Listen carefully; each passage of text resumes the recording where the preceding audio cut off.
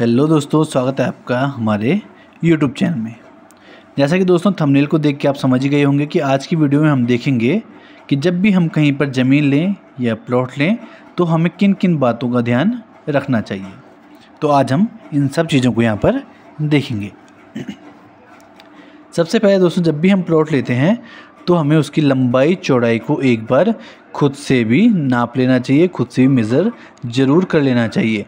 क्योंकि दोस्तों जो मौके पे लंबाई होती है और जो डॉक्यूमेंट में लंबाई होती है कई बार वो अलग अलग रहती है। मौके पे ज़मीन ज़्यादा दिखाई देती है और जो हमारे पास डॉक्यूमेंट में ज़मीन होती है वो कम दिखाई देती है। इसके लिए हमें खुद से भी एक बार मेज़र ज़रूर कर लेना चाहिए। जब भी दोस्तों हम साइज़ की बात करें और साइज़ को देखें, साइज़ को जब भी बोला जाता है तो पहले चौड़ाई को बोला जाता है और उसके बाद लंबाई को कहा जाता है। जैसा कि दोस्तों ये प्लॉट हमारा 30 फीट इंटू 30 फीट का है, तो सबसे पहले दोस्तों इसकी हम विड्थ के बारे में बोलेंगे।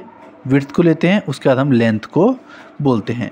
अगर दोस्तों 30 बाई 40 का प्लॉट होता, 30 फीट इसकी विड्थ होती और 40 फीट इसकी डेप्थ होती, तो इसे 30 बाई 40 का कहा जाता। अगर इस प्लॉट की विड्थ 40 फीट होती और डेप्थ 30 फीट होती तो इसे 40 बाई 30 का कहा जाता। इसके बाद दोस्तों जैसे कि हमें प्लॉट की लेंथ और विड्थ पता चल जाती है तो हमें दोनों का ही इंटू करके उसे स्क्वायर फीट में कन्वर्ट करना चाहिए, जिससे कि हमें पता लग सके कि हमारे पास टोटल कितना स्क्वायर फीट ज़मीन इस टाइम पे है। उसके अलावा दोस्तों जब भी हम कहीं ज़मीन लेने जाते हैं तो जो हमारे डीलर्स होते हैं या जो ओनर होते हैं जिसकी वो ज़मीन होती है, वो हमसे जब भी बात करता है तो गज में बात करता है कि ये ज़मीन इतने गज है और इस तरीके से है। तो हमें स्क्वायर फीट को 9 से डिवाइड कर लेना है, जिससे कि ज़मीन हमारे पास गज में आ जाएगी। गज को हम स्क्वायर यार्ड भी कह सकते हैं। यहाँ पर दोस्तों हमारे पास 900 स्क्वायर फीट की ज़मीन थी, जिसे हमने 9 से डिवाइड किया तो ये हमारे पास 100 गज यहाँ पर आ जाती है। इसके अलावा दोस्तों जब भी ज़मीन का ओनर हमसे ज़मीन के बारे में बात करता है, डीलर बात करता है, तो हमें एक रैंडम नंबर बताएगा जो कि उसकी ज़मीन का होगा। कोई भी नंबर हो सकता है, वो 15,000 रुपये गज कह सकता है या 20,000 रुपये गज कह सकता है। हम नॉर्मली 15,000 रुपये गज मान के चलते हैं। अगर वो हमें 15,000 रुपये गज अपनी ज़मीन बताता है और उसकी ज़मीन 100 गज है तो इस ज़मीन का रेट बनेगा दोस्तों 15 लाख रुपए। इसको निकालने का तरीका ये है दोस्तों कि जैसे कि यहाँ पर 15,000 रुपये गज कह रहा है, तो हम यहाँ पर सबसे पहले 15,000 को ले लेंगे और जितनी हमारे पास गज में ज़मीन है उसे यहाँ पर इंटू कर देंगे। यहाँ पर हमारे पास 100 गज में ज़मीन है तो हम 100 का इंटू कर रहे हैं। अगर 90 गज ज़मीन होती तो 90 का इंटू करते और यहाँ पर हमें ज़मीन की वैल्यू मिल जाएगी। यहाँ पर हमारी ज़मीन की वैल्यू आ रही है 15 लाख रुपए। इन चीज़ों का दोस्तों हमें विशेष ध्यान रखना चाहिए और ये चीज़ें हमें पता होनी चाहिए जब भी हम ज़मीन देखने जाते हैं। इसके अलावा दोस्तों आगे बढ़ते हैं, हमें ज़मीन की जो हमारी फेसिंग है वो भी ज़रूर पता होनी चाहिए।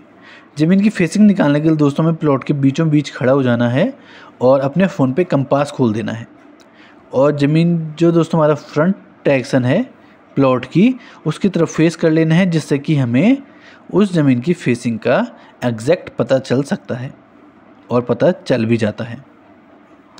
एग्जैक्ट का पता चल जाएगा हमें, जिससे कि हमें पता होगा कि हमारा प्लॉट ईस्ट फेसिंग है, साउथ ईस्ट फेसिंग है, नॉर्थ ईस्ट फेसिंग है, नॉर्थ फेसिंग है, नॉर्थ वेस्ट फेसिंग है, वेस्ट फेसिंग है, साउथ वेस्ट फेसिंग है। इसके अलावा भी दोस्तों कुछ फेसिंग्स आती हैं, जैसे कि यहाँ पर आएगी ईस्ट साउथ ईस्ट फेसिंग आएगी और यहाँ पर साउथ साउथ ईस्ट फेसिंग आएगी। इनके बीच में भी दोस्तों कुछ फेसिंग्स हमारी आ जाती है। अगर दोस्तों हमें फेसिंग पता होगी तो इससे हमें फ़ायदा ये होगा कि जब भी हम घर का डिज़ाइन करवाएंगे और घर बनाने जाएंगे तो हमें इस तरीके से घर को बनाने में आसानी होगी, क्योंकि ईस्ट से दोस्तों हमारा सूरज आता है और वेस्ट में वो डूब जाता है, वेस्ट में उसका अस्त हो जाता है।